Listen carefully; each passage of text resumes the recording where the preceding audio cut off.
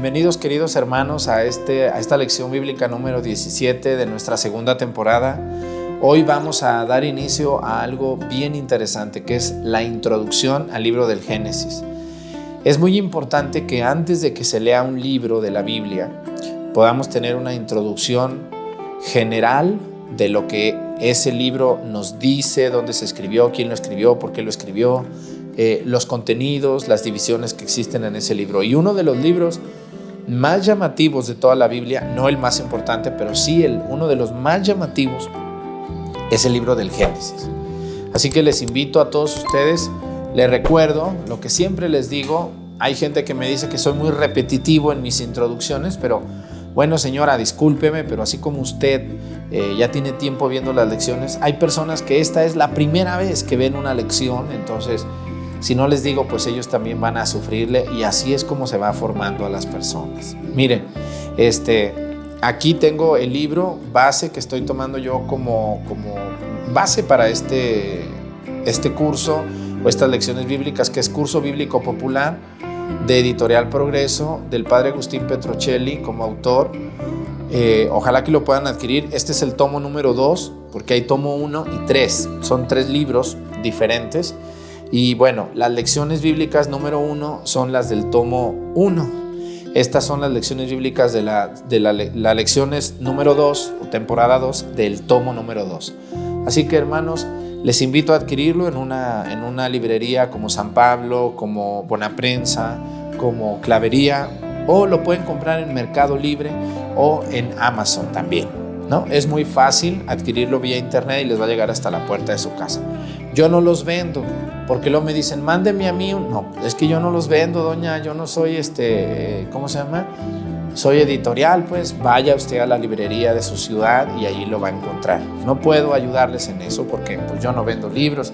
Y también la Biblia, no se les olvide que estas lecciones bíblicas, pues, sin Biblia, pues es como quitarle el motor al carro, no va a caminar. Entonces estos 2 libros, si los pueden adquirir o tener, pues sería mucho mejor para poder comprender esto. Bueno, vamos a dar inicio a la lección. Quiero decirles que debemos estar atentos a las lecciones bíblicas, porque hay gente que nomás las ve, pero nomás las ve y pues no tiene su cuaderno, no se emociona, no le pone ganas a la lección bíblica. Entonces por eso no le queda claro y después tiene muchas dudas, porque yo trato de resolver todas las dudas que pueda haber, pero a veces la gente pregunta porque no pone atención o está viendo las lecciones bíblicas, pero también está ya moviéndole la cola al perro o está cocinando. No, para las lecciones bíblicas hay que estar al 100. Aquí, póngase, señora, siéntese, señor, y ponga atención. Y vamos a disfrutar de esta lección bíblica buenísima. Estamos en la página 25. Quien tenga su libro, estamos en la página 25 de este tomo número 2. Y bueno, vamos a hablar que lo primero que tenemos que tener, vamos a hablar hoy del capítulo 1 al capítulo 11 del libro del Génesis. Yo les voy a recomendar que por favor ustedes tomen su Biblia y los lean, ya sea antes de esta lección o después de esta lección. Ojalá esta va a ser la tarea de esta lección, porque a veces la gente nomás quiere que les demos clases, pero no quieren hacer tareas. La tarea es leer el capítulo número 1 al capítulo número 11 del libro del Génesis. Si ustedes me escuchan con atención y luego leen estos capítulos, los van a disfrutar, los van a entender y van a comprender mejor lo que ahí se dice. Vamos a ver el padre Agustín Petrocelli lo que dice sobre este libro del Génesis. Dice: Génesis quiere decir inicio, origen, y se llama así porque se trata de los orígenes del mundo, del hombre y del pueblo de Israel. Así es, Génesis quiere decir el origen, el inicio, el principio. ¿Por qué se le puso este nombre a este libro así? Bueno, por obvias razones. El libro del Génesis es el libro de los orígenes del mundo, la creación del hombre por parte de Dios y el nacimiento del pueblo de Israel. Así, si te dicen, ¿de qué trata el libro del Génesis? De esas 3 cosas: creación del mundo, creación del hombre y nacimiento del pueblo de Israel, como el pueblo que Dios va a elegir para darnos a conocer a todos nosotros la belleza de su creación y el amor por la humanidad, ¿no?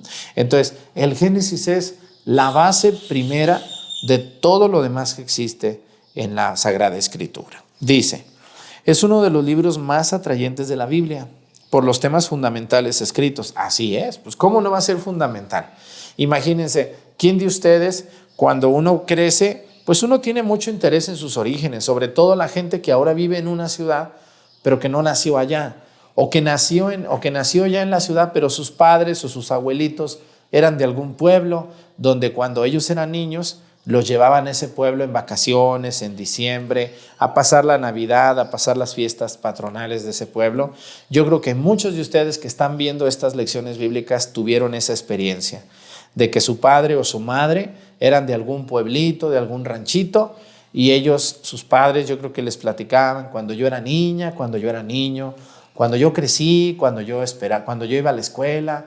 Y yo creo que esas pláticas que ustedes escuchan o escuchaban de sus padres, de sus abuelitos, de sus padrinos, pues son muy, muy conmovedoras y muy nostálgicas, ¿no? ¿Quién de ustedes, es mi caso, no recuerdo a mi pueblo Mesticacán, donde yo crecí, donde yo comencé a dar mis primeros pasos, donde yo estudié mis primeros estudios, donde conocí a tanta gente tan buena que me enseñó a trabajar, me enseñó a amar a Dios? Pues ¿quién de ustedes no va a recordar y no va a querer saber más de su pueblo? Muchos de nosotros queremos saber mucho de nuestro pueblo, de nuestros orígenes, de nuestros apellidos, de nuestros tíos, de nuestros antepasados.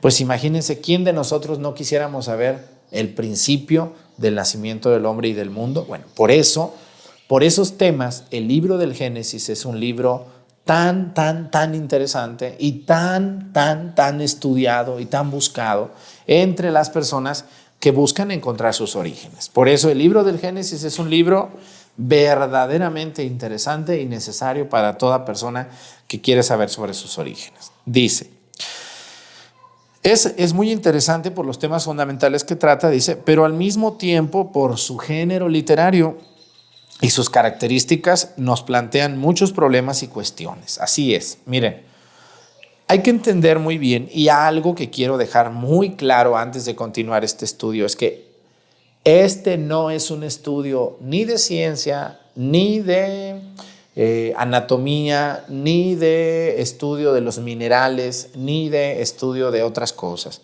Estamos en un estudio profundamente espiritual y religioso de los orígenes del mundo y del hombre de acuerdo a la ley de Dios. Y obviamente que cuando se escribe el libro del Génesis, pues ni eran científicos, ni eran, ¿cómo les diré?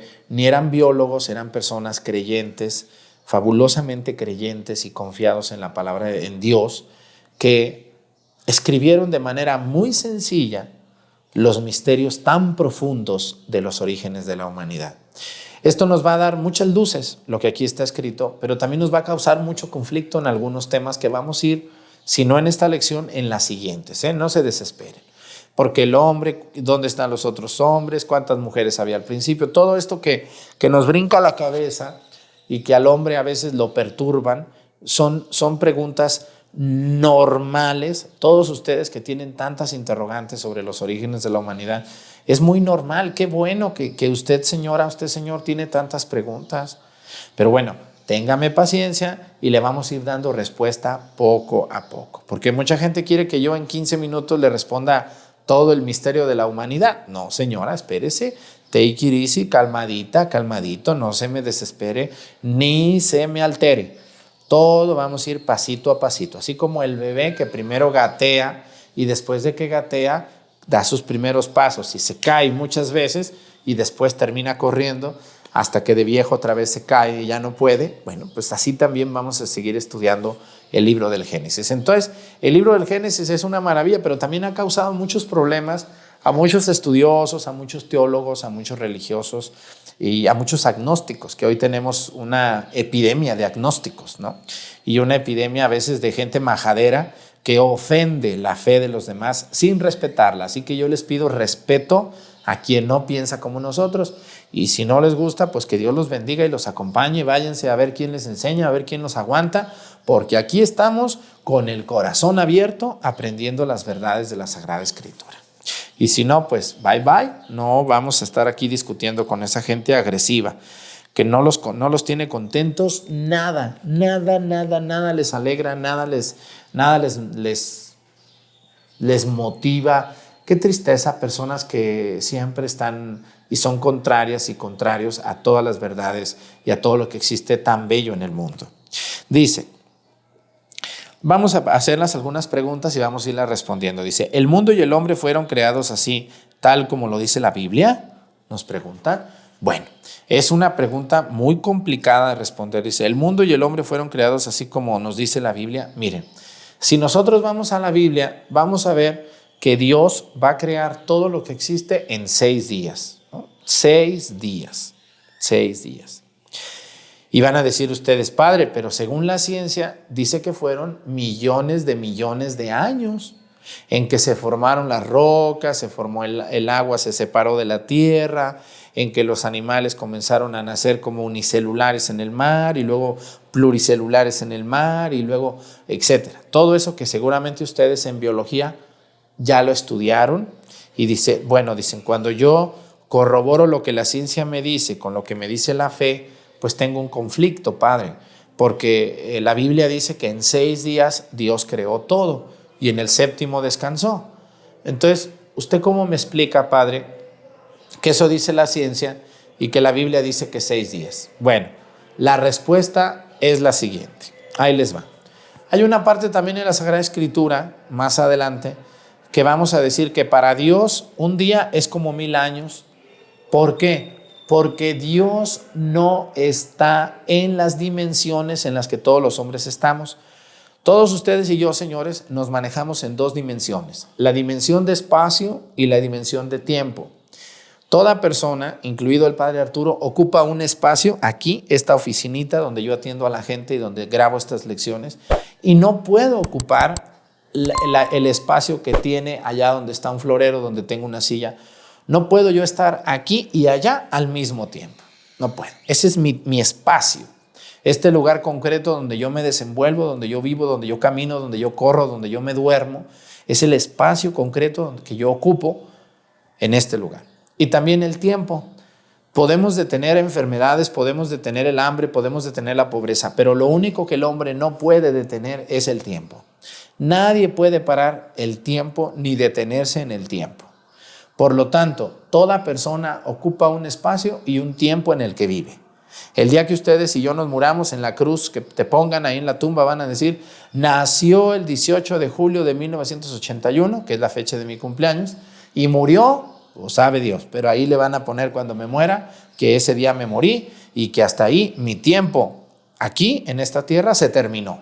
Y que mi espacio también se terminó y que ahora ocupo un espacio ahí en un hoyo, ahí estoy, esperando la resurrección de los muertos, cuando Dios me llame a su presencia mientras estoy en el purgatorio o a ver en dónde me manda el Señor. ¿Qué quiere decir esto, hermanos? Que los hombres, toda la sociedad, ocupamos un tiempo y un espacio y no podemos movernos de ahí. Nadie puede ni salirse de su espacio ni moverse de su tiempo. Sin embargo, Dios no ocupa los espacios ni de tiempo ni de espacio. No podemos, Dios no está en estas dimensiones. Dios no está en las dimensiones de tiempo y espacio. ¿En cuáles dimensiones está Dios? En la dimensión de la eternidad, donde no hay espacio y donde no hay tiempo. Y esas 2 dimensiones, de espacio y de tiempo, solamente aplican para nosotros, donde Dios creó el espacio y el tiempo. Lo primero que Dios creó fue el espacio y el tiempo donde pudiera manifestarse su creación en este sistema solar, en esta galaxia donde nosotros nos tocó vivir y donde nosotros nos tocó nacer y que Dios creó. Bueno, pues les digo que verdaderamente Dios no está ni en la dimensión de tiempo ni del espacio. Hay que entender muy bien que Dios, aunque permanece con nosotros y está en todo lugar, porque una de las cualidades de Dios es la omnipresencia. Cuando decimos que Dios es omnipresente, quiere decir que está presente en todo lugar. Pero aunque está presente en todo lugar, Dios no está ni en el tiempo ni en el espacio nuestro. No podemos decir que Dios está reducido solo a un espacio o solo a un tiempo. Dios es eterno, plenamente. Dios permanece eternamente. Así que no podemos, hermanos, decir que Dios está reducido a un lugar o a un espacio. Sin embargo, Dios, dentro de las cualidades que tiene, porque las cualidades en Dios no se miden. Si una cualidad tiene Dios, que las tiene todas, es la cualidad más grande que puede tener Dios y que la tiene en manera perfecta. O sea, Dios es todopoderoso, Dios es omnipresente, Dios es omnipotente, Dios es perfecto. Por lo tanto, esto quiere decir que Dios, omnipresente en todos lados, omnipotente que lo puede todo, omnipresente que está presente en todo lugar, todopoderoso que todo puede hacer lo que Él guste y lo que Él desee. Y cuando nosotros hablamos de la dimensión de todopoderoso, podemos decir que Dios lo primero que creó fue la dimensión del espacio y del tiempo, para después crear la creación como hoy la tenemos concebida, un planeta llamado Tierra, donde Dios creó la situación para que los seres humanos como nosotros, que somos la obra más perfecta de Dios, pudiéramos desempeñarnos. O sea, cuando ustedes van a tener como mascotas un pescado, ¿qué es lo primero que compran? Respóndanme. Si van a comprar unos peces, ¿qué es lo primero que tienen que comprar?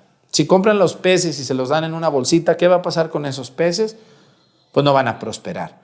Lo primero que se va a comprar antes de comprar los peces es una pecera con agua especial para que el pez pueda vivir y pueda estar ahí por mucho tiempo.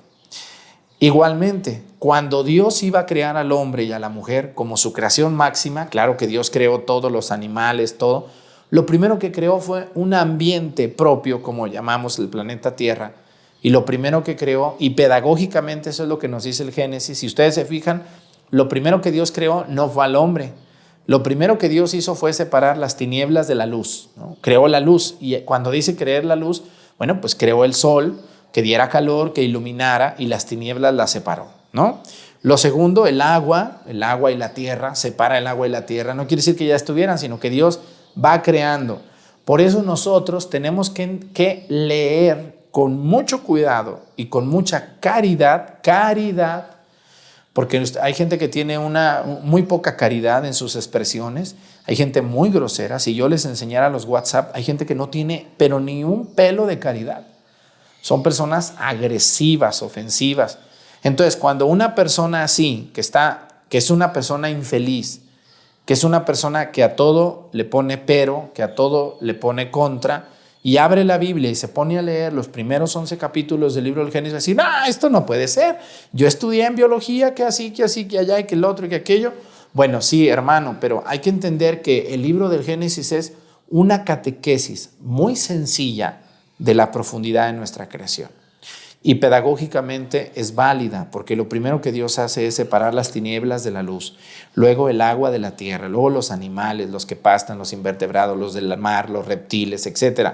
Y lo último que Dios crea, cuando ya tiene el ambiente, cuando ya hay oxígeno, cuando ya hay árboles, cuando ya hay alimento, es su creación máxima. ¿Quiénes? Los hombres. El hombre, Adán, y la mujer, Eva. ¿Correcto? Entonces, cuando nosotros vayamos a leer el capítulo del 1 al 11, tenemos que tener claro que el escritor del Génesis habla de la creación por parte de Dios, de todo lo que exista, pero de una manera pedagógica, no científica. Científicamente nos han dicho que fueron millones de años, sí, pero recuerden que para Dios el tiempo no es medible. Nosotros podemos decir que fueron millones, 100 millones de años, ok, miles de millones de años, ok, de acuerdo. Pero ¿quién le puso la medida a los años? Los hombres. Dios creó el tiempo, pero no le puso medida. Los hombres somos los que hemos dicho, el año son 365 días, el día tiene 24 horas, la hora mide 60 minutos, el minuto mide 60 segundos, etc. ¿Quién hizo esas mediciones? Nosotros, los hombres. Mucho después de que el libro del Génesis fuera escrito.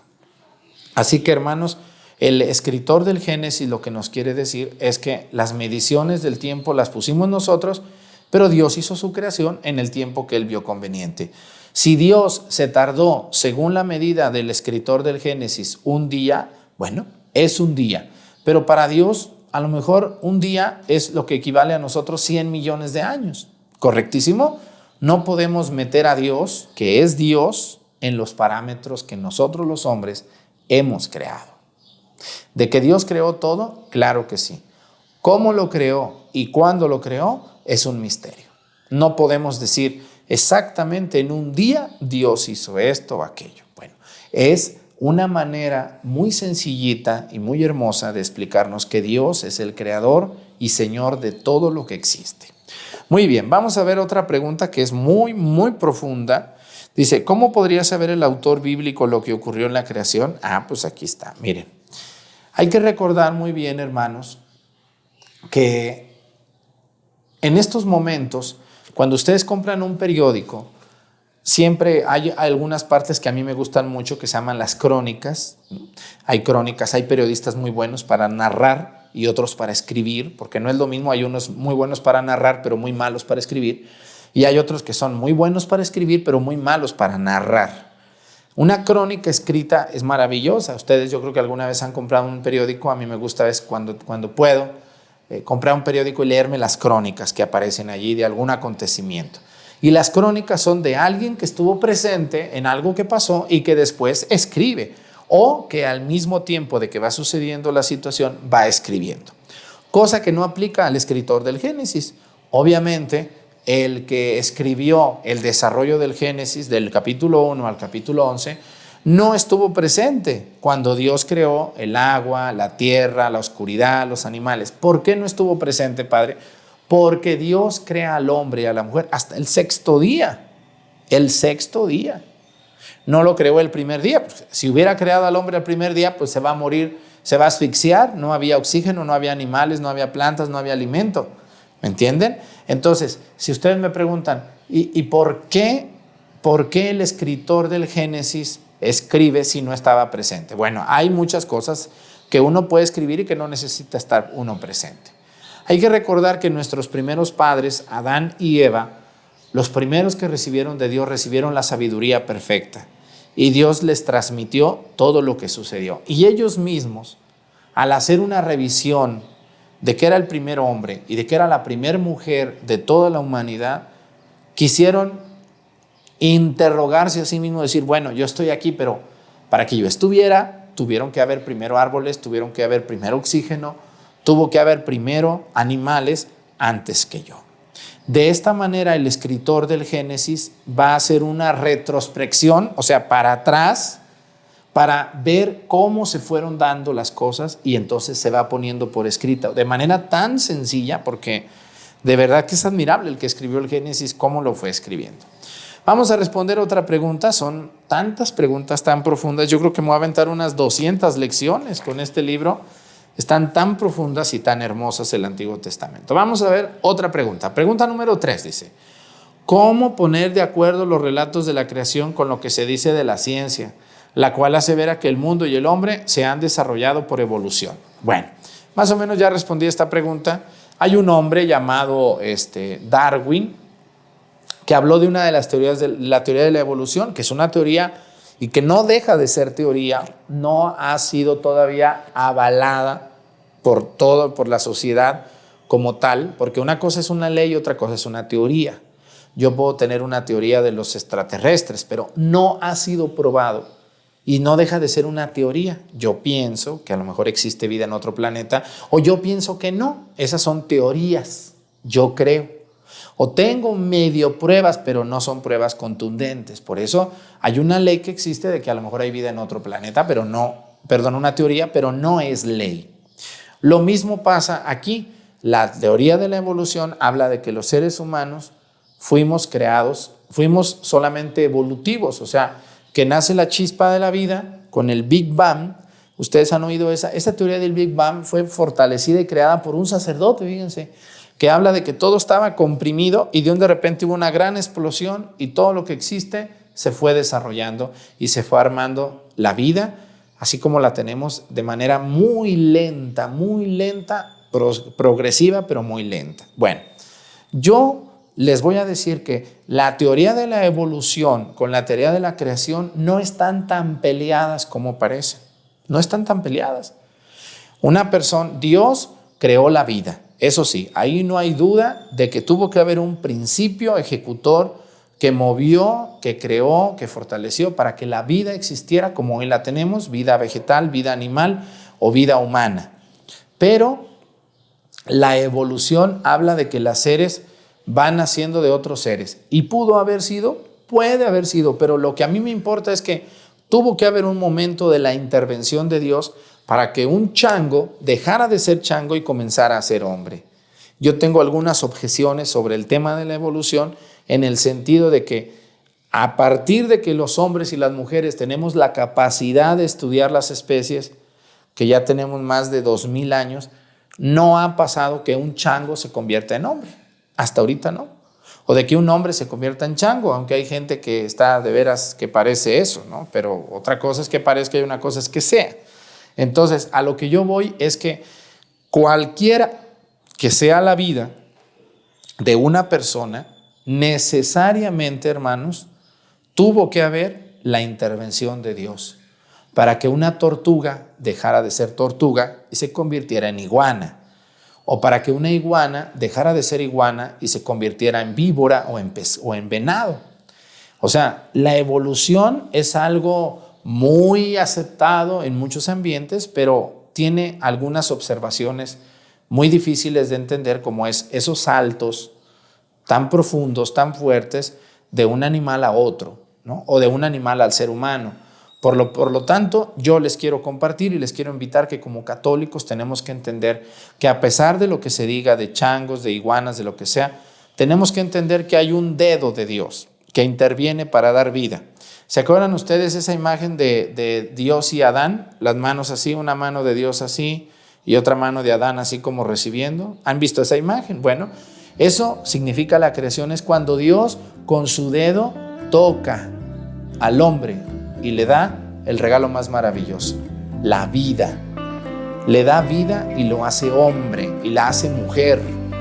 Deja de ser lo que sea o Dios lo crea de la nada, como habla del barro, y así es. La doctrina oficial de la iglesia dice que Dios creó al hombre total y plenamente de la nada. Así. No había nada que se le pareciera al hombre y Dios lo crea y le da vida, y le da ánimo y le da inteligencia. ¿Correcto? Entonces, las personas que creen en la evolución, está bien, puede ser, pero hay que entender que hay alguien que interviene, que fortalece y que simplemente le da el hálito de vida al hombre y a la mujer, o a cualquier ser, cualquier animalito, cualquier plantita, para que un árbol sea un nogal y no sea un esquite, o sea un árbol de papayas y no sea un árbol de duraznos.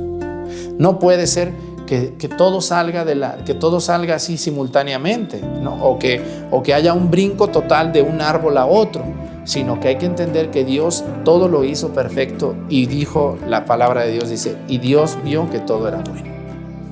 Bueno, pues vamos muy interesante en estas lecciones. Se me ha acabado el tiempo.